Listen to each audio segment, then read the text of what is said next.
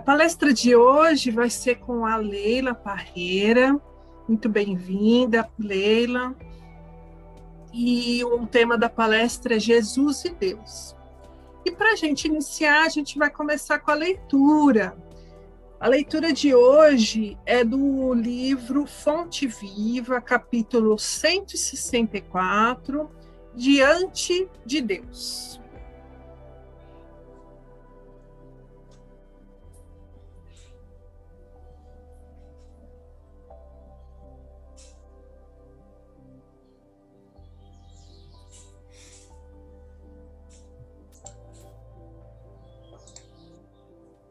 Ô, Andréia, pode ler então Diante de Deus, que eu acho que eu peguei o texto errado. Para Jesus, a existência de Deus não oferece motivo para contendas e altercações. Não indaga em torno da natureza do eterno. Não pergunta onde mora. Nele não vê a causa obscura e impessoal do universo. Chama-lhe simplesmente nosso Pai. Nos instantes de trabalho e de prece, de alegria e de sofrimento, dirige-se ao Supremo Senhor na posição de filho amoroso e confiante. O Mestre padroniza para nós a atitude que nos cabe perante Deus. Nem pesquisa indébita, nem inquirição precipitada, nem exigência descabida, nem definição desrespeitosa. Quando orares, procura a câmara secreta da consciência e confia-te a Deus, como nosso Pai Celestial. Sê sincero e fiel. Na condição de filhos necessitados, a eles nos rendamos lealmente. Não pergunte se Deus é um foco gerador de mundos ou se é uma força irradiando vidas.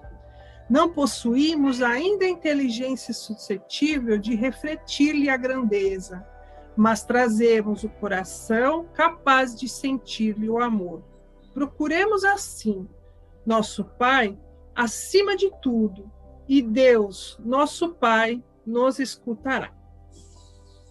Então, vou pedir a todos para que fechem os olhos e imaginem a doce figura de Jesus, de braços abertos, nos esperando para nos dar aquele abraço, aquele conforto e aquele olhar de amor que só Jesus foi capaz de passar no nosso planeta. Meus queridos, é com muita alegria que o Gasfa recebe cada um de vocês aqui nesse momento, porque precisamos muito da ajuda de todos vocês, unindo os corações em prece, pensando em Deus, nosso Pai, e rogando que o nosso planeta seja um lugar melhor, em especial o nosso Brasil, que tanto está sofrendo nesse momento de provação, mas com fé, com certeza de que tudo isso vai passar e de que seremos pessoas melhores. Então vamos aproveitar esse encontro em que estamos todos unidos para manter essa fé acesa nos nossos corações, rogando a nosso Pai, a Jesus e aos amigos espirituais do Gasfa, que esse encontro seja coroado com muita luz, com muita alegria nos nossos corações, com fé, com esperança, e que a nossa palestrante nos ajude também a refletir um pouquinho mais sobre a sua doutrina maravilhosa que é o Espiritismo. Muito obrigado pela presença de todos e vamos começar os nossos trabalhos com muito amor e paz no coração. Leila, é com você. Mais uma vez, seja bem-vinda, obrigada. E a palavra é sua. Um bom dia a todos. Que Jesus nos abençoe, nos conceda a sua paz. E estamos sentindo muita gratidão pela oportunidade de estarmos aqui juntos, estudando um pouco mais a doutrina rediviva, o cristianismo redivivo de Jesus. Por que estudar Jesus e Deus?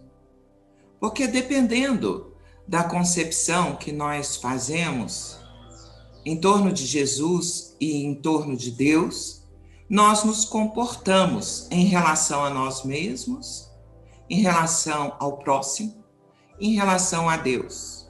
E como o relacionamento é uma tônica da vida, precisamos de movimento, precisamos trocar, precisamos compreender e interpretar. Martins Peralva fez um estudo muito interessante no livro Estudando o Evangelho e dedicou 3 capítulos em torno desse tema, Jesus e Deus. Todo o estudo que ele desenvolveu está fundamentado na obra de Allan Kardec, obras póstumas. Então, ele disseca todos esses pontos, tratando de separar essas duas entidades. Jesus, o Filho, Deus, outro, o Pai, o Criador. E uma das originalidades do cristianismo está na concepção de Deus como Pai. Nós sabemos que muitas escolas religiosas fazem de Jesus o próprio Deus, talvez fundamentados naquela fala de Jesus em que ele diz: eu e o Pai somos um. Ou então, por causa da concepção humana da Santíssima Trindade. Deus Pai, Deus Filho, Deus Espírito Santo. Mas nós sabemos também que desde os primórdios mais remotos há uma necessidade intrínseca do ser humano de reverenciar o acima, o superior, a entidade a quem se deve prestar contas. Então, lá nos tempos primitivos, nós observamos esse culto ao Deus desconhecido, aquela entidade desconhecida, ou as entidades outras poderosas, a quem nós ofertávamos sacrifícios, a quem fazíamos cultos e reverenciávamos. No tempo do paganismo, então, muitos deuses, muitas ofertas, e até nos dias de hoje ainda o costume de fazer promessas, como se Deus pudesse ou quisesse a barganha. Então, esse viés ainda hoje é atual. Então, na era do paganismo, nós observávamos essa concepção de que os deuses interferiam em todos os fenômenos na Terra, em todos os acontecimentos, e se fazia deles um juízo muito temerário. Por exemplo, Poseidon era temido, o deus das tempestades, o deus dos mares, havia deus do amor, havia deus de tudo. O judaísmo, então, que concretizou através de Moisés e do recebimento das leis, do decálogo, concretizou a ideia, a concepção do monoteísmo, a existência de um único Deus. Também pensava nesse Deus, porque éramos ainda muito rudes, pensava nesse Deus como um Deus, um rei vingativo, um rei cioso, um rei que vingava da criatura. O Criador, muito poderoso, mas o chefe dos exércitos israelitas, e que podia garantir a vitória contra os inimigos. Então, nós pensávamos naquele tempo num Deus assim, um Deus cioso, um Deus vingativo, um Deus antropomórfico. Nós criávamos Deus à nossa imagem humana. Mas veio Jesus e mudou esse falso conceito, apresentando Deus aos apóstolos como o Pai de todos os homens. Pai dos homens que já tinham vivido, dos que estavam vivendo e dos que viveriam no futuro, porque é o Pai de todos. Quando ele faz a prece Pai Nosso que estais nos céus, ele se refere a Deus como Pai. Deus antes, e para os judeus, era considerado como um rei. Rei e chefe dos exércitos, juiz supremo. Reis regem vassalos. Os senhores dominam os escravos. Os generais comandam os soldados. Escravos, vassalos, soldados são indivíduos passivos, sem vontade própria, dos quais se exige obediência cega, o que gera subserviência, servilismo e degrada e avilta os caracteres. O pai não. O pai dirige e orienta os filhos como seres livres. Para os soldados, vassalos e escravos, não existe liberdade nem direitos, somente deveres. Aos filhos, o pai concede todos os direitos, o uso do seu nome e até mesmo a herança dos seus bens. Não há favoritos, ama a todos com igualdade. Aqueles soldados, vassalos e escravos são punidos quando desobedecem o pai. O pai nunca pune os filhos. Deus não pune, Deus não castiga. Não pune os filhos que erram, corrige-os, perdoando sempre. Então, nós podemos observar que Deus introduz a concepção de Deus Pai, mas também Deus Educador, que concede oportunidades, quantas sejam necessárias, para o nosso reajuste. Quem pune, humilha para submeter. Quem corrige, aperfeiçoa para libertar. Os reis e senhores são temidos, os pais podem ser amados. Então, é uma grande diferença de concepção. É um avanço no entendimento do significado dessa paternidade divina. Da paternidade de Deus decorre, então, a fraternidade e a igualdade entre os homens. Sem igualdade não pode haver justiça. E sem fraternidade não há misericórdia, não há compaixão, não há amorosidade. Só há um único Deus, é o de todos, sem distinção de credos, partidos, escolas, filosofia e igrejas. É o nosso Deus, é o Pai nosso que está nos céus. E a doutrina dos Espíritos nos apresenta Deus, então, como a inteligência suprema, a causa primeira de todas as coisas. E a prova da sua existência é que não há efeito sem causa.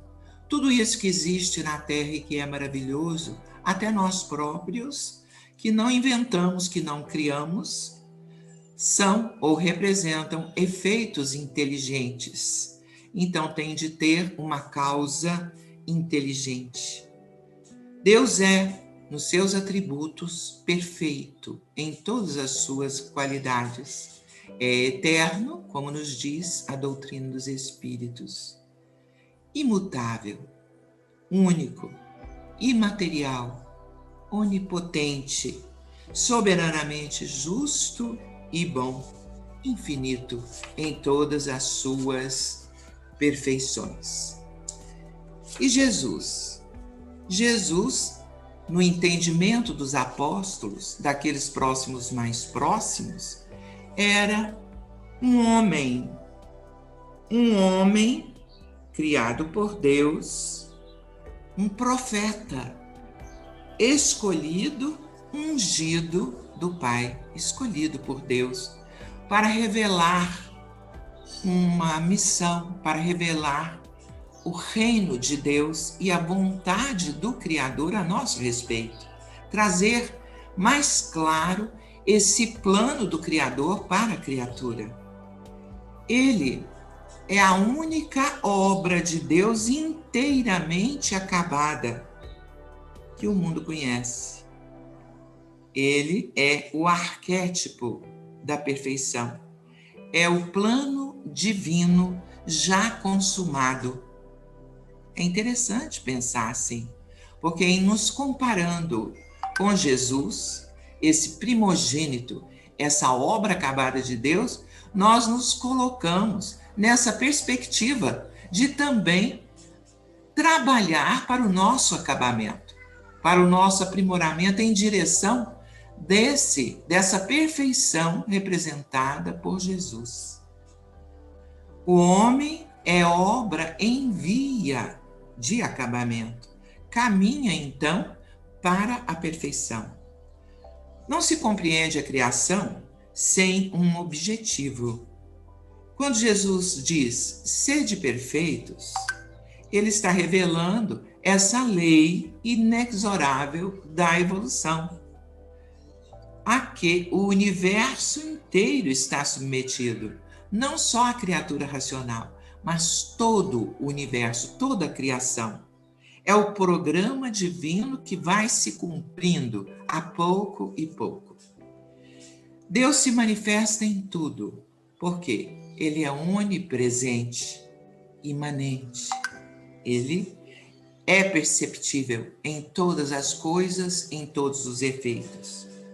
O homem que é criado à imagem e semelhança de Deus, o manifesta segundo o seu estado moral.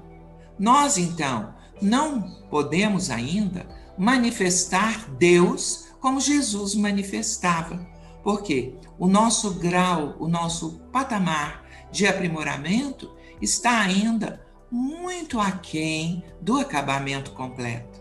Então, de acordo com o nosso adiantamento moral, o nosso adiantamento espiritual, é que nós revelamos Deus, manifestamos o divino em nós, que está ofuscado ainda pelas nossas fraquezas, pelas nossas imperfeições. Mas Jesus não. Jesus manifestava Deus em toda a exuberância, em toda a plenitude. O cristianismo, então, ensinado por Jesus, que é muito mais uma ética de convivência do que uma religião propriamente dita ou entendida, porque religião, no entendimento de Jesus, é o religare com o sagrado, é o estar junto, em comunhão com o divino. Então, o cristianismo ensinado por ele, esse conjunto, esse código de comportamento, de ética, de vivência, ele diverge de todas as demais religiões, porque é fruto de uma revelação que se faz continuamente, progressivamente. Nós não apreendemos de uma só vez toda a verdade que Jesus vem nos ensinando. É a pouco e pouco, de acordo com o nosso progresso espiritual. Jesus vem a ser, então, a luz do mundo, aquele que traz a iluminação para o nosso entendimento. E ele vem trazendo a interpretação do céu que ele compreendia. O céu de Jesus é diferente de todos os outros céus, de todos os outros paraísos. Por quê? Porque não tem nada em comum, por exemplo, com o nirvana dos hindus. não tem nada em comum com o Valhalla, lá dos vikings. Não tem nada em comum com os campos elíseos dos gregos. Então, como é esse céu que Jesus traz para a nossa compreensão? O céu de Jesus é um campo de ação. Ele o compara com a semente da mostarda, por exemplo, que tem dentro dela, daquela pequenina semente, todo um potencial gerador de outras milhares de sementes, de outros milhares de frutos. Então, traz em si, dentro de si, um potencial enorme de multiplicação, como o fermento que leveda a massa. Ele faz até uma parábola em torno disso, que mostra, que demonstra um potencial, um campo de ação multiplicador. O céu de Jesus, então, é o reino do Espírito. É um estado de alma livre, capaz de multiplicar os dons, as bênçãos. Por isso ele urde a parábola dos talentos e reprime ou censura fortemente aquele administrador a quem foi confiado um talento e que se recusa a trabalhá-lo, que o enterra e que não faz jus à oportunidade de multiplicar aquela bênção, mesmo que seja uma única bênção. Então, ninguém tem o direito de renunciar a si mesmo. Nós somos convidados pela vida a olhar para dentro de nós, descobrir os talentos que já trazemos e fazê-los multiplicar, porque é dentro de nós que já existe o reino de Deus, o reino dos céus, esse reino capaz de potencializar as forças. Longe de ser, então, uma região de inércia, esse reino de Deus, de estagnação, de beatitude passiva, apenas contemplativa, é um meio, um campo de ação, de atividade franca. Jesus não é Deus, como pretendem os credos dogmáticos. Além da humanidade, ostentam-se os seres em diversos patamares, alguns superiores, muito superiores a nós, como Jesus, como os outros Messias dos outros planetas, do cosmo infinito. Então, há uma diferenciação de infinitos aspectos, aquém e além da Terra. Verifica-se o mesmo fenômeno, a vida em seu movimento ascensional e triunfante. Jesus, ungido do Pai, o porta-voz de Deus, aquele que recebeu essa missão apostolar de trazer a verdade iluminativa, é o ser mais perfeito que já pisou a Terra, que a humanidade conhece. E essa revelação está no Livro dos Espíritos, na questão 625, se não me engano. O homem é obra em acabamento, como já dissemos, e Jesus é obra acabada. O homem, com seus defeitos, revela a divindade de uma forma imperfeita, e Jesus o revela em sua majestade. Por isso, ele foi escolhido pelo Pai, por Deus, pelo Criador, e foi nos dado como modelo, em imitá-lo, em imitar esse modelo, se resume todo o supremo ideal da vida humana. Muitos estamos esquecidos desse objetivo, dessa meta, dessa tarefa. Por isso, muitas vezes, deixamos de conhecer Jesus, de buscá-lo. Mas lá no nosso íntimo mais profundo, de todos os seres humanos, há esse chamamento. E um dia, no futuro, chegaremos então a compreender esse desiderato e buscar realizar esse objetivo. Jesus é mestre e é salvador. Ele é mestre porque nos educa, porque faz com que despertemos as nossas faculdades e nos eduquemos. Ele nos desperta para os poderes espirituais. Há entre o mestre e o aluno, entre o mestre e o discípulo, uma correspondência de esforços. Deve haver uma íntima comunhão, o concurso de ambos, do mestre e do discípulo, para a real aprendizagem. Jesus não veio trazer a verdade para aquele que é negligente, para aquele que é indiferente, mas para aquele que quer se esforçar na posse da verdade. Então, os que se comprazem na servidão das paixões e dos vícios, não poderá naturalmente alcançar essa verdade iluminativa. Então, Jesus não será o salvador desse que não quer ser redimido, desse que não quer alcançar essa verdade.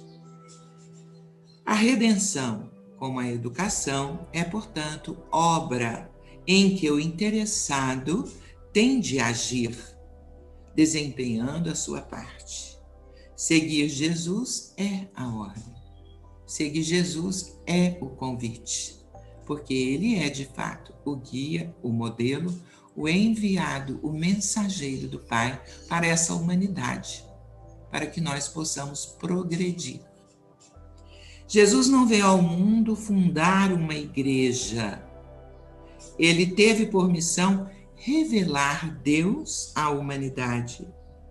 Como é que se revela Deus à humanidade? Deus, a justiça. Deus e a justiça é o que Jesus veio revelar por meio dos seus ensinos, parábolas, sentenças e, sobretudo, pela sua exemplificação. Ele vem afirmando que nada faço de mim mesmo, mas em tudo procedo conforme a vontade do Pai. A doutrina que ensino não é minha, mas daquele que me enviou. Está em João, capítulo 8, versículo 28. Mas mesmo assim, muitos dos nossos irmãos confundem a entidade Deus com a entidade Jesus.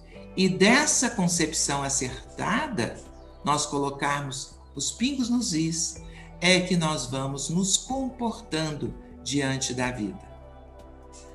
A natureza revela Deus objetivamente, através das maravilhas da própria natureza, das maravilhas da criação. O movimento dos astros, os ciclos da natureza, a beleza da terra, por exemplo, nesse movimento de organismo vivo. Então, a natureza nos revela Deus objetivamente. E Jesus, como é que ele nos revela Deus? Subjetivamente, dentro de nós, através do amor, da verdade, da justiça. A natureza fala-nos de Deus à razão, e Jesus fala-nos de Deus ao coração, ao sentimento. Revelar Deus e sua justiça, eis a missão de Jesus. Nesses dois vieses, tanto a natureza, a manifestação da criação, objetivamente, como no nosso coração, nesse impulso natural que temos de nos amparar uns aos outros, de crescermos em bondade simples, de buscarmos aproveitar o nosso tempo para aprender mais e praticar melhor esses ensinos. Então, a religião de Jesus vem a ser a religião do amor, objetivada na solidariedade humana, assistir às necessidades materiais e espirituais do nosso semelhante é um dever para nós. É traduzir em atos de justiça e de misericórdia esse amor ensinado por Jesus.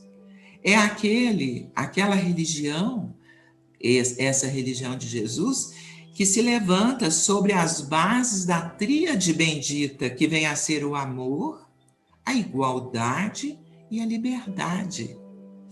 A história quase não fala de Jesus. Os registros históricos são relatos do passado da humanidade. Jesus é a história do porvir humano. A história fala do que fomos nas civilizações antigas, na atual também. E Jesus fala do que seremos. É o protótipo da perfeição. A história é o repositório das contradições, dos atos de egoísmo, de lutas fratricidas. E Jesus é o conjunto das harmonias. É o altruísmo, é o fiel reflexo do supremo amor. A qualidade de filho pressupõe a de herdeiro. E nós também somos herdeiros, co-herdeiros com Jesus, porque também temos parentesco com o Pai. Somos criados à imagem e semelhança.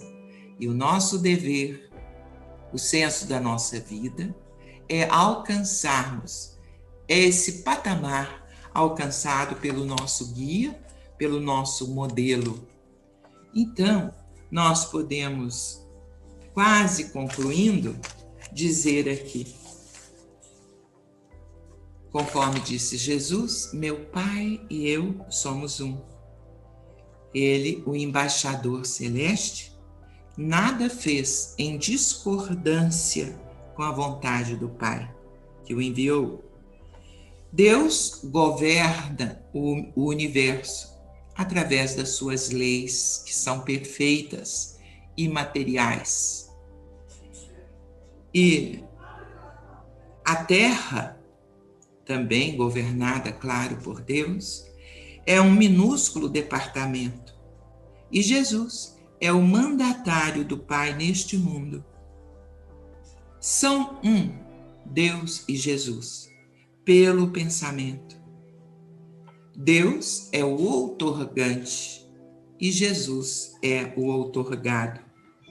E as declarações que Jesus faz em torno de Deus como Pai, como aquela entidade separada, embora unidos pelo pensamento e pela vontade, estão lá em João, em Mateus, registrados em Lucas, e diz assim, a palavra que ouvistes não é minha, mas do Pai que me enviou. Jesus declarando que a palavra ouvida não foi sua, mas do Pai. Em outro trecho, ele diz que ele não é bom, mas Deus o é, que não desceu do céu para fazer a sua própria vontade. Então o evangelho, as boas novas, não são dele, são a vontade do Pai. As boas notícias, as boas novas de Deus, do Pai Criador, que não desceu do céu para fazer a sua vontade, mas a daquele que o enviou, que ama o Pai, que quem o recebe, recebe aquele que o enviou. Em outro pedaço, em outro trecho, diz que aprendeu a verdade de Deus, que vai para junto daquele que o enviou. Em outro passo diz que rogará ao Pai e ele nos dará outro Consolador, o que foi realmente efetivado graças a Deus, e nós estamos aqui nos beneficiando dessas luzes do Consolador, que é o cristianismo redivivo, o Espiritismo. que se o amássemos, alegrar-nos-íamos de que fosse para o Pai, que não deveríamos temer as aflições, os desafios da vida, porque ele venceu o mundo. Que o Pai é maior do que ele e pede que o cálice seja afastado dele, se possível, mas pede ao Pai que, se não for possível, faça a vontade do Pai. Entrega, afinal, nas mãos de Deus o seu espírito, a sua alma. Tudo isso está registrado nos evangelhos dos evangelistas e demonstram claramente que Deus é o Criador, é o Pai, e que Jesus é o Filho, assim como nós. Então, penso que, para não estender muito, deixamos mais ou menos alinhavados essas concepções que nos ajudam a compreender essa diferença importante em nossas vidas. Obrigada pela atenção, estamos aqui, caso haja alguma questão.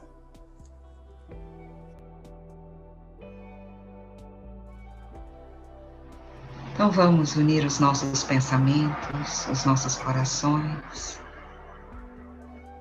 e registrar a gratidão infinita que habita em nossos corações por essas bênçãos recebidas, pelas palavras que enchem as nossas almas, nossos corações de certeza, de fé, de esperança, por estarmos unidos no mesmo propósito, nos fortalecendo, nos animando, nos amparando. Por a cada dia nos certificarmos da presença do Pai em nossas vidas. Senhor, gratidão infinita por tantas bênçãos recebidas. Mas somos pequenos ainda, Senhor, e necessitamos imensamente da Tua ajuda. Nesse instante nós te imploramos, Pai, as Tuas bênçãos de saúde, de amor e paz para todos nós. Que esse amor infinito invada, Pai, cada célula do nosso corpo, cada gota do nosso sangue, harmonizando o nosso funcionamento físico, estabelecendo um contato harmonioso com o nosso corpo espiritual. Que a calma, que a fé, que a esperança seja o remédio da nossa alma nesse instante. Pai amado, esse desejo nós entendemos para todos os nossos irmãos, todos aqueles que necessitam de Ti nesse instante, independente do local em que eles se encontram, no leito em seus lares, nas suas lutas diárias, nos leitos dos hospitais. Pedimos por aqueles que lutam bravamente nessa linha de frente, neste momento, neste planeta. Fortalece esses irmãos amados, Senhor, nesse testemunho tão bonito de dedicação, de esperança, de força. Pai amado, só temos o que agradecer pelas Tuas bênçãos que sabemos que jorram sobre nós infinitamente.